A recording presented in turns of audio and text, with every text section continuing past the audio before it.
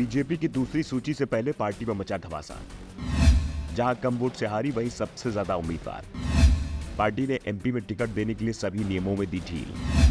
सर्वे में जो मजबूत दावेदार उसी पर दाव लगाने की तैयारी। एमपी चुनाव के लिए बीजेपी 39 उम्मीदवारों की पहली सूची जारी कर चुकी है और 4-5 दिन में 60 से 65 सीटों पर उम्मीदवारों के नामों का भी ऐलान कर दिया जाएगा। जिन सीटों पर उम्मीदवारों के नामों का ऐलान होगा वे वो सीटें होंगी जिन्हें पार्टी 2018 के चुनाव में हार गई थी। लेकिन जो पेच फंस रहा है वो उन सीटों पर फंस रहा है जहां मुकाबला बेहद कड़ा था, क्योंकि यहां पर सबसे ज्यादा दावेदार सामने आ रहे हैं और जो उम्मीदवार 2018 में चुनाव हारा था वो भी अपनी दावेदारी से पीछे हटने को तैयार नहीं है।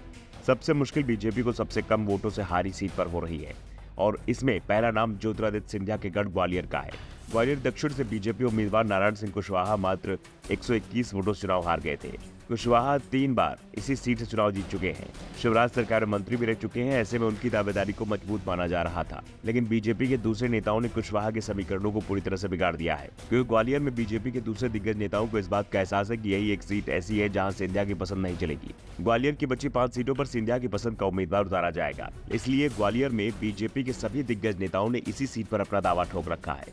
नारायण सिंह कुशवाहा के बाद दूसरा नाम पूर्व प्रधानमंत्री अटल बिहारी वाजपेयी के भांजे और मंत्री अनूप मिश्रा का है। अनूप लगातार यहां जनसंपर्क कर अपनी दावेदारी को मजबूत बना रहे हैं। वैसे कांग्रेस की ओर से भी अनूप मिश्रा को पार्टी में आने और ग्वालियर की मनचाही सीट से चुनाव लड़वाने का ऑफर दिया गया है और अनूप मिश्रा भी साफ कर चुके हैं कि वो चुनाव जरूर लड़ेंगे। इसके अलावा बजरंग दल के पूर्व राष्ट्रीय अध्यक्ष जयभान सिंह पवैया भी इस सीट पर दावेदारी कर रहे हैं। पवैया की ग्वालियर सीट पर इस समय सिंधिया समर्थक प्रद्युम्न सिंह तोमर का कब्जा है और प्रद्युम्न का टिकट इस बार भी क्लियर माना जा रहा है। वो क्षेत्र में जनसंपर्क में जुटे हुए हैं और इसी के चलते जयभान सिंह पवैया ने भी ग्वालियर दक्षिण से अपनी दावेदारी ठोक रखी है।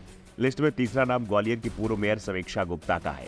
समीक्षा ने 2018 में भी टिकट की दावेदारी की थी, लेकिन पार्टी ने टिकट नहीं दिया तो वो निर्दलीय चुनाव लड़ गई और इसी कारण से नारायण सिंह कुशवाहा करीबी मुकाबले में हार गए थे। ऐसे ही हालत उन सीटों पर है जहां पार्टी करीबी मुकाबले में हारी थी। वैसे इस बार पार्टी ने टिकट वितरण में सभी नियमों को ताक पर रख दिया और फॉर्मूला साफ कर दिया है कि पार्टी के सर्वे में जो भी उम्मीदवार जीतता दिखाई देगा टिकट उसी को दिया जाएगा। इसमें परिवारवाद या उम्र का कोई बंधन नहीं होगा। शर्त सिर्फ जीत की संभावना की रहेगी। बीजेपी के राष्ट्रीय नेतृत्व में मध्य प्रदेश की सभी 230 सीटों का सर्वे कराया गया है। इसमें मध्य प्रदेश के उन बड़े राजनीतिक घरानों की कुंडली तैयार कराई गई है जिन परिवारों के लोग पीढ़ियों से चुनाव जीतते आ रहे हैं। जिन राजनीतिक घरानों के लोगों की पब्लिक में अच्छी छवि है उन्हें बीजेपी में जोड़ने की भी तैयारी चल रही है। इसके साथ ही बीजेपी ने दूसरे दलों के बड़े दावेदारों की भी पूरी कुंडली बना ली है।